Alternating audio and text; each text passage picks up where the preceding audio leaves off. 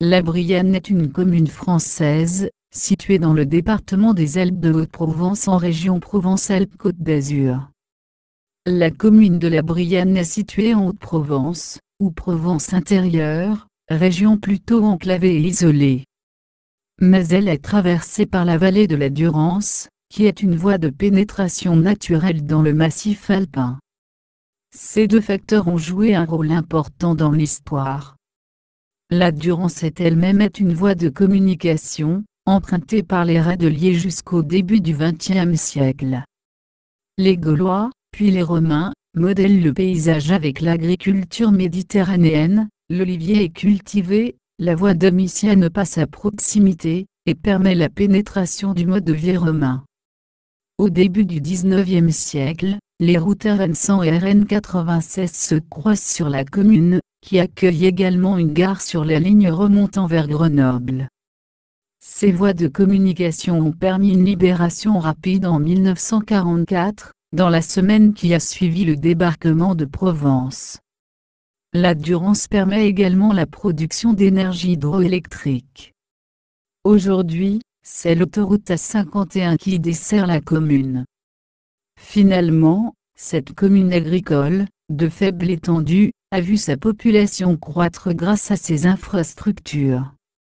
Cette situation apporte aussi ses dangers, les transports de marchandises dangereuses sont fréquents, et la commune est menacée par l'onde de submersion, qui serait provoquée par une rupture du barrage de Serponçon. Le nom de ses habitants est briannais. Le village est situé à 349 mètres d'altitude, dans la vallée de la Durance, face à Oraison. Le Lauzon traverse la commune, et reçoit les eaux du Beuvron avant de se jeter dans la Durance. Les communes limitrophes de la Brianne sont Lurs, Niozelle, Oraison, et Villeneuve. Le canal d'irrigation de la Brianne a été creusé au XVIIIe siècle. Le pont sur la Durance, vers Oraison, a remplacé le bac au XIXe siècle. La gare SNCF la plus proche est celle de la Brianne-Oraison, et desservie par les TER de la ligne de Lyon à Marseille, via Grenoble. La gare TGV la plus proche de la Brianne est celle d'Aix-en-Provence TGV. Risques naturels et technologiques. Aucune des 198 communes du département n'est en zone de risque sismique nul. Le canton de Perruy auquel appartient la Brianne est en zone 2, risque moyen, selon la classification déterministe de 1991, basée sur les séismes historiques, et en zone 4, risque moyen, selon la classification probabiliste EC8, de 2011. La commune de la Brianne est également exposée à 3 autres risques naturels, les feux de forêt, les inondations, dans la vallée de la Durance, et les mouvements de terrain. La commune de la Brianne est également exposée à plusieurs risques d'origine technologique. Celui de transport de matières dangereuses, par rail et route. Il s'agit du transport de matières premières à destination, ou de produits finis en provenance des usines Arkema de Saint-Auban. En ce qui concerne la voie ferrée, la ligne de Marseille à Lyon, via Grenoble, est toujours en service. Du côté routier, la départementale RD 4096, ancienne route nationale 96, et l'autoroute A51 peuvent être empruntées par les transports routiers de marchandises dangereuses. Celui de rupture de barrage, en cas de rupture du barrage de Serponçon, toute la vallée de la Durance serait menacée par l'onde de submersion. Un plan de surface submersible, en cas de crue de la Durance, est établi depuis 1961, et le dit crime n'existe pas. Les tremblements de terre ressentis de la manière la plus sensible dans la commune sont ceux du 26 décembre 1979, avec une intensité macro-sismique de 4 sur l'échelle MSK, et volts pour épicentre, et celui du 8 février 1974, avec une intensité de 3, et torame pour épicentre. En 2001, un wagon stationnant dans la gare de la Brianne laisse fuir du trichlorométhane. En 2002, un accident de la circulation implique un camion-citerne sur l'autoroute et 9000 litres d'acide chlorhydrique, sont dispersés dans la nature. Toponymie. Labriano en provençal selon la norme mistralienne, et Labrilana selon la norme classique. La localité apparaît pour la première fois dans les textes au XIIe siècle, le Brinana, en 1126 selon les auteurs cités après, qui donne la forme le Brinana.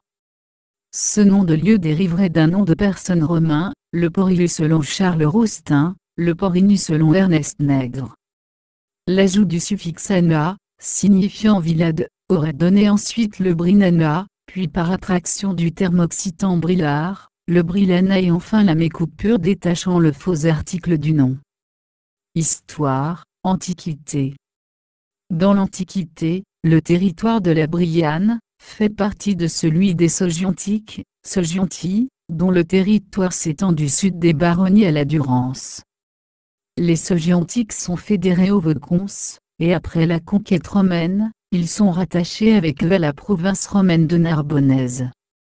Au IIe siècle, ils sont détachés des Vaucons et forment une civitas distincte, avec pour capitale Segustero, l'actuel Sisteron. De la période de présence romaine date quelques vestiges, dont une villa découverte par prospection aérienne en 1982. De cette époque, subsiste un élément important pour la communauté, la limite nord, avec sa voisine l'Urs, reste fixée sur le sommet de la colline du Pied d'Olin, repère visuel dans le paysage, et qui abrite un culte gaulois. La persistance d'une telle borne territoriale semble un processus courant. Moyen Âge. Alors que le sud-est de la Gaule était une terre burgonde, le roi des Ostrogoths Théodoric, le Grand fait la conquête de la région entre la Durance, le Rhône et l'Isère en 510. La commune dépend donc brièvement à nouveau de l'Italie, jusqu'en 526. En effet, pour se réconcilier avec le roi burgonde Gondemar III, la régente ostrogoth, Amalazonte, lui rend ce territoire. Au XIe et XIIe siècle, l'église paroissiale Sainte-Agathe, et ses revenus relevaient de l'abbaye Saint-André de Villeneuve-les-Avignon. Cette église revient au milieu du XIIe siècle aux évêques de Sisteron. Pierre de Sabran, évêque, l'échange avec un lot de possessions avec l'abbaye de Montmajour, qui lui restitue quelques églises de son évêché. La Brianne dépendait des évêques de Sisteron au Moyen Âge, le fief s'est morcelé entre plusieurs petits seigneurs par la suite. Appartenant d'abord au seigneur de Volx, le château de la Brianne passe en 1126 aux mains des comtes de Provence, qui en gardent constamment le contrôle par la suite. En 1144, l'ensemble de la famille des comtes de Forcalquier, sur le conseil d'un local, donne la Brianne aux Templiers. Cette donation est confirmée entre 1152 et 1157, assortie de l'accord des comtes de Forcalquier, pour que les Templiers puissent l'échanger. Aussitôt l'évêque de Sisteron Pierre de Sabran échange son domaine d'Olin contre le château de la Brianne. Le chapitre de Forcalquier s'oppose à cet échange. Et en 1174, une fois adulte, le comte Guillaume IV de Forcalquier, qui avait moins de 5 ans au moment de la confirmation de donation, rétablit le don du château aux Templiers. Au même moment, les Templiers accroissent leur contrôle sur la Brianne, faisant l'acquisition de l'église paroissiale Sainte-Agathe auprès de l'abbaye de Montmajour. Ce contrôle reste toutefois limité, outre la collation de la cure qui reste soumise à l'approbation des évêques de Sisteron, le château leur est retiré par Guillaume IV de Forcalquier dès 1203, qui le donne à Raymond d'Agoult avec le château de Volx. De plus, leur possession en terre et maison dans le terroir de la Brianne était extrêmement limitée, les évêques de Sisteron étant bien mieux dotés. En 1220, le château de la Brianne change encore de main. Lorsque le comté de Forcalquier perd son indépendance en 1209, à la mort de Guillaume II, un de ses neveux, Guillaume de Sabran tente de le relever. Après une lutte de 10 ans, il passe un accord à Mérargues, le 29 juin 1220, avec Raymond Béranger IV, comte de Provence et lui aussi héritier du comté de Forcalquier. Par cet accord, La moitié sud du comté est donnée à Guillaume de Sabran, avec le château de la Brianne, et le péage fructueux placé sur la route reliant les Alpes à la Basse-Provence, et empruntant la vallée de la Durance. Pour récupérer une partie de ce trafic, Raymond Béranger oblige les marchands à passer par Montfuron, Forcalquier et Lurs. Un bac permettant de traverser la Durance est attesté en 1270. Il faisait partie des plus fréquentés. Autre ressource économique liée à la Durance, un péage était établi en travers de la rivière, et taxait les râteliers qui la descendaient. La communauté relevait de la viguerie de Sisteron. Époque contemporaine. Le coup d'État du 2 décembre 1851 commis par Louis-Napoléon Bonaparte contre la Deuxième République, provoqua un soulèvement armé dans les Basses-Alpes, en défense de la Constitution. Après l'échec de l'insurrection, une sévère répression poursuit ceux qui se sont levés pour défendre la République.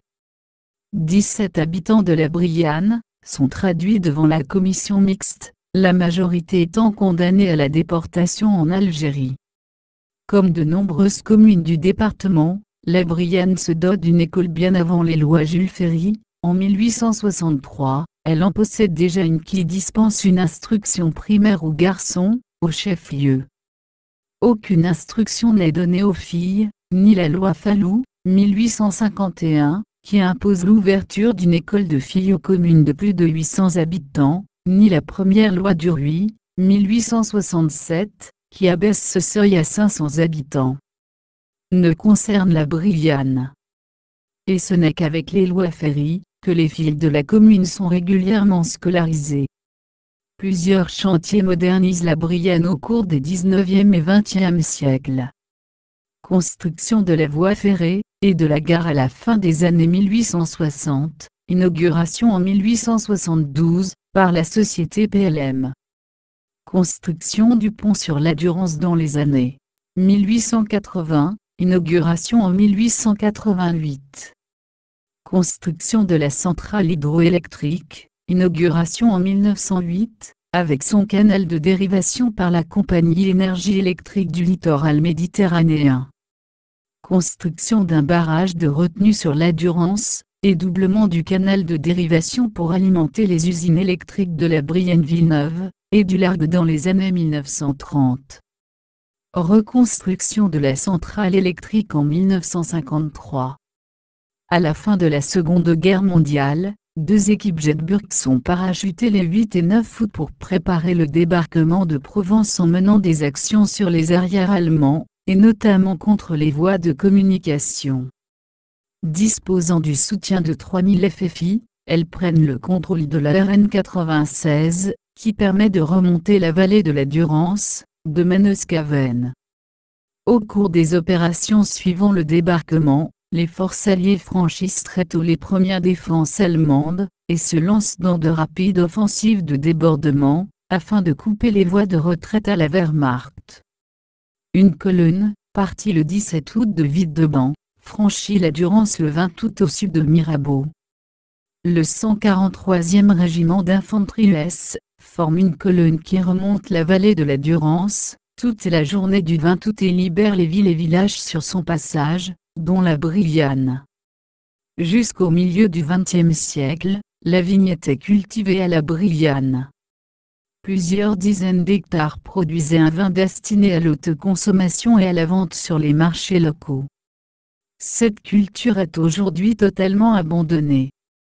Lieu et monument remarquable. Une statue de poilu peinte, monte la garde sur un socle carré. Monument aux morts de la Brianne, pavoisé pour chaque 11 novembre. Oratoire. Pont de pierre, large de 50 cm, à parapet, en partie effondré. Pont muletier dit pont du Pâtre, sur le Lauson. Clocher de l'église Sainte-Agathe. Sur la place des Airs, la grande bâtisse, dotée d'une grande salle voûtée, a pu servir de relais de poste. Plusieurs ponts présentent des particularités. Le pont suspendu sur la Durance, il fait 285 mètres de long sur 6 de large, on y accède par 2 chaussées en remblai de 250 mètres. Plusieurs tentatives d'adjudication ont échoué avant que sa construction puisse commencer. Ses fondations sont établies à 10 mètres de profondeur sur un banc de poudingue. Lors de la construction, 2 équipes de 11 heures travaillaient en alternance. Les conditions difficiles du chantier provoquèrent une grève. L'inauguration eut lieu le 29 avril 1888, et donna lieu à une fête de 4 jours, pendant laquelle le prix du quatrain est décerné à Frédéric Mistral. Il a été élargi dans les années 1990, par une dalle de béton en encorbellement symétrique. Il est actuellement emprunté par la RD 470, le pont triple sur le Lauzon, dit pont du Pâtre, sur l'itinéraire ancien de la RN 9691. Ce pont muletier tombe en ruine. Le pont du Lauzon emprunté par la RN 10091. Le château fort est en ruine. L'église Sainte-Agathe est construite au XVIIe siècle, avec 3 travées dotées d'arcs de décharge. La première travée, plus récente, plus étroite et sans arc de décharge, date du XIXe siècle. Les fonds baptismaux sont placés dans une chapelle particulière. Le portail d'accès est sur la façade nord. La cloche date de 1613, le tableau de la Vierge date du XVIIIe siècle, c'est une huile sur bois, classée au titre objet. Le barrage de la Brianne, qui sert de prise d'eau pour le canal d'irrigation dit canal de la Brianne, est en pierre de taille et béton. Le seuil a cédé en juin 2013.